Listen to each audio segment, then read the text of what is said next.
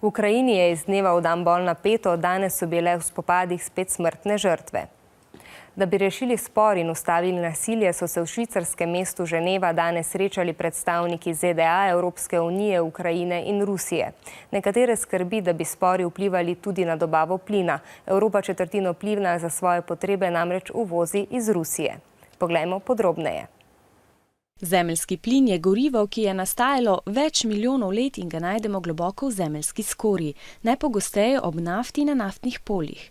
Pot iz globin se začne v vrtinah globoko pod zemljo. Plin nato od črpališč potuje po velikih cevovodih, ki so prav tako pod površjem.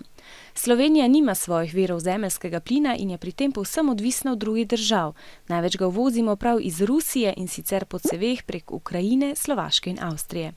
Tako plin, ki ga Evropa uvozi iz Rusije, večinoma teče po plinovodih, ki so speljani skozi Ukrajino. Ta pa v zadnjem obdobju ni plačevala računov za plin iz Rusije. Prav zato je ruski predsednik Vladimir Putin zagrozil, da bodo Ukrajini omejili dobavo plina, če ne bo plačala dolga in ga bodo dobavili le toliko, kolikor ga bo plačala vnaprej. To bi vplivalo tudi na dobavo plina Evropski uniji, torej tudi Sloveniji. Ukrajina zato načrtuje, da bi plin morda lahko dobivala iz katere druge države, na primer Nemčije ali Slovaške.